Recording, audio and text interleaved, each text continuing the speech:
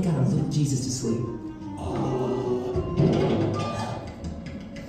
What in the frankincense was that? I sense darkness. Legions of other realms. Or it's just Eli, that dumb sheep, wanders off all the time. I'll be back. Who is that? Whoever it is, it doesn't sound like a sheep. Eli! Eli! Come on back, buddy! And you better not be chewing on the garland, because I am not cleaning that up again. Joseph, whatever that is, it's going to wake up the baby. Do something, please. Can't we just have one more night? Hey! Merry Christmas, everybody! Shelf elf? Not again! I'm sick of this guy! Every year he shows him bouncing off the walls and Christmas is his show! It's like he thinks the Nativity is just the background set. Yesterday, he was hanging from the chandelier. Joseph, please just handle this before Jesus wakes up. I'll have a talk with him. Maybe try leading with, oh, I don't know. You're disturbing the Son of God.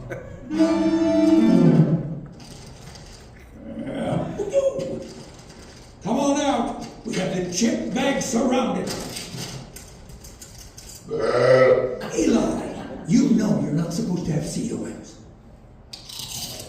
Look at me! I'm on top of the world, baby! No, you're not! You're on sacred ground, Shelf Elf! Relax, Joe. I'm keeping Christmas fun. Unlike you, Mr. Serious Pants.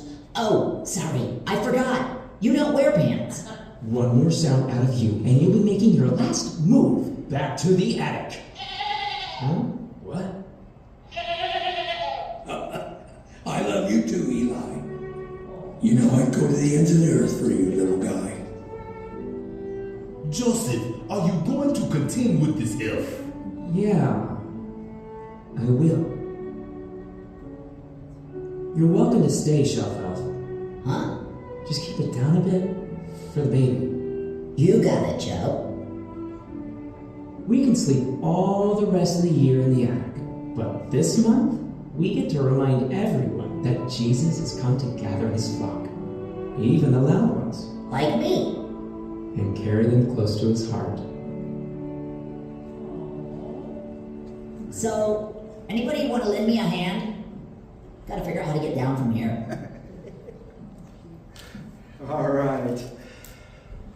That's good news, right? In the video, everything goes loud and then everything goes strange and sideways. Eli, the sheep, wanders off. The shelf elf is up to mischief. At our house, the shelf elf does good things and promotes good things. But he's wearing a Boise State uniform and has some friends, so it must be because of that, you know. But the shelf elf is up to mischief like he is in a lot of houses. Baby Jesus wakes up crying, and chaos erupts around the manger. But then the shepherd re-enters the scene. Eli is on his shoulders in a shepherd's carry, and he quietly and the shepherd quietly says, "You know, I'd go to the ends of the earth for you, little guy."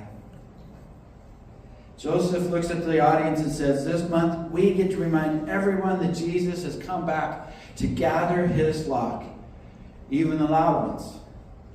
And I would add, the mischievous ones, the ornery ones, the frustrating ones. He has come to gather. Friends, that's us. We get to experience that this Christmas. The shepherd doesn't ignore the noisy sheep. He doesn't dismiss wounded ones. He doesn't give up on wandering ones. He gathers, he lifts, he unites, he holds, and yes, he even seeks. So first we have the shepherd that holds close. You ever find it interesting that Jesus announces his birth to shepherds? And then later on he is saying, "I am the good shepherd." And he gives so many examples of what it means to be a shepherd. And he talks about the lost sheep. And he talks about all of those different things. And he says, "I'm the good shepherd." Well, the shepherd who holds close. Deuteronomy 33:27 says this: "The eternal God is your refuge, and underneath are the everlasting arms." In Psalm 34:18, which we read, it says this: "The Lord is close to the brokenhearted and saves those who are crushed in spirit." So this was the heart position. So the holding position. Ancient shepherds would carry the placed sheep around against their chest or around their shoulders, where it could feel the heartbeat, where it could be calmed by the heartbeat. You ever held a puppy or a kitten close to your heart, and they feel the heartbeat and they relax because it's like their mother's? Or a baby, you hold a baby up close to your chest and they snuggle in and they hear your heartbeat. That's what's happening with the shepherd. It's not dragged home, it's not pushed home, it's held close. It's held dearly. I mean, can you imagine the shepherd going, "All right, let's go home," and grabbing its rear legs and just pulling it? It's not like a rodeo or mutton busting or any of that. It's where the lamb is held close. God holds you. It's not reluctant. It's affectionate. You're not tolerated. You're treasured. Some of us need to stop trying to impress God and simply lean into his arms. Some of us need to recognize and say and see how things out in the world feel so chaotic, but what we need to do is just feel and hear the heartbeat of Jesus. And just relax and trust and be held. And know that he is doing something for our good and that he is holding us. And it's like we are sitting on his lap. Some of us need to let his heartbeat set the rhythm for our hurried lives. Could you imagine what it might look like for you if his heartbeat became the rhythm of your life rather than your hurriedness and busyness and anxiousness and moving fast like we often do during this time of the year and this time of the season? Some need to believe deep in the soul that you are wanted, that you are loved by the Good Shepherd. So first we have a shepherd who holds close. Second, Scripture gives us a picture of the shepherd who lifts. Isaiah 40:11 says this: "He gathers the lambs in his arms and carries them close to his heart." There are reasons you simply cannot take another step. Grief, depression, exhaustion, a crisis of faith, the news. And Jesus doesn't yell from a distance, "Try harder." He comes close and whispers, "Let me carry you. Let me carry you. Let me lift you up. Let me make sure you're okay. Let me carry you. Let me pull you in. Let me lift you." Are you in need of that today? Receiving that kind of help is not a failure. It's faith. It's trust. It's understanding the love of God. We get so discouraged when we go look at when we drive around the town, when we hear the news, when we hear everything that's happening, we hear these crazy stories, we see the things. We get so frustrated and discouraged and overwhelmed. Especially during this time of year. I don't know about you, but I drive through Vancouver and I see people and wish there was a way that I could really help them.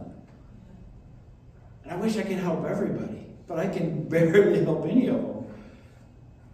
And when God tells me to, I do. But in the meantime, my heart breaks going, it's pouring down rain and these people are living outside. So Jesus isn't coming and saying, "Try harder." He's saying, "Let me carry you." Let Jesus carry what we can't. Let others carry and help carry you when you're weak and discouraged. And be willing to help carry others when they can't walk. A church that lifts people is a church that looks like Jesus.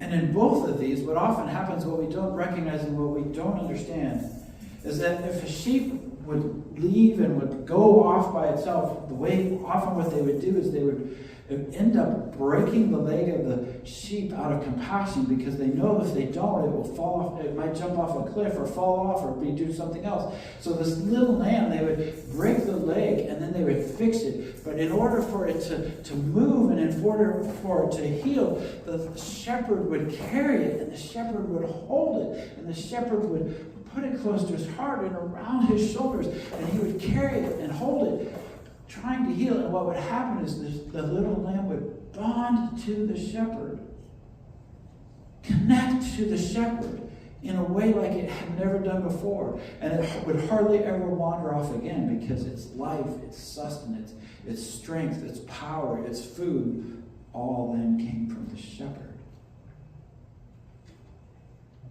That wasn't discipline, that was love. It was saving that little lamb's life. So that's what is talked about when we talk about the shepherd who lives. We also have the shepherd who unites. Susie read John 10. Jesus says, I'm the good shepherd, and I'm the sheep know my voice. And then he says, but I have other sheep, the sheep that you don't know about. And what he's talking about is Gentile people, non-Jewish people. And he's saying, I have other sheep. It's not just this group of people. It's not limited. It's not exclusive to this group of people. But so the shepherd unites. And he says, I must bring them also. That was a shock, by the way, to his listeners. His listeners are going, you're going to invite others in? You're going to allow others in? You're going to do something like that? This is Jesus' radical inclusion. His dream of one flock, beautiful in its diversity, united in him. A united church isn't of sameness. It doesn't mean it's a church of sameness where everybody looks like me, thanks be to God. Or like you, thanks be to God. Just kidding. But it's not a church of sameness. It's a church of diversity, but unity. We don't have the same story, the same personality, politics, music style, worship style, preferences, jobs, income, clothes. Unity is not uniformity. It simply means we're listening to the same shepherd. God with us. Jesus, Emmanuel. And Jesus prays in John 17 that his people will be one, and a united flock is a sign to the world that Jesus is real. So we have a shepherd that unites. But most importantly, we have a shepherd that seeks. We read 1 Timothy, Christ came into the world to save sinners. And we've talked in the last few weeks and we talked in our Colossians series, and we talked about until, what it means until. And we've talked about how that word comes from Luke chapter 15 with the story of the lost sheep and the story of the lost coin and the prodigal son. And we've looked at the prodigal sons. And it's the search that never really ends, but when it does end, it hopefully ends in celebration. The shepherd doesn't stop searching when it's inconvenient or when he's tried hard enough. He searches until he finds the sheep. Not just when it's daylight, It could be the middle of the night. That shepherd will continue to look and will continue to search, continue to seek, continue to try, continue to do everything possible to find that sheep until he finds it. That's why seeking belongs last. It's the overflow of all of the other three. Because he holds us close, we hold others close. Because he lifts us, we can lift others. Because he unites us, we long to see them included in the family of God. And because he sought us, we seek those who are far from him until they are found. We've talked about your one before. Last March, for February, March, we listed on pieces of paper and placed on the offering ring. We brought it out a few weeks ago. These pieces of paper that remind us that we are praying for someone, that we are praying for my one, and we define the one as someone we have influence over, somebody that's predominantly local, and somebody that we are praying to come to know Jesus. So who's the one in your life? The person who seems far. You've had a couple of weeks to process that and to think about that, to grieve over it, and to break your heart over it, and to pray for it, and to ask God to work. Christmas is a great time to make invitations for your one. But who is your one? A family member? A neighbor? Co-worker? Someone who doubts? Someone who wanders?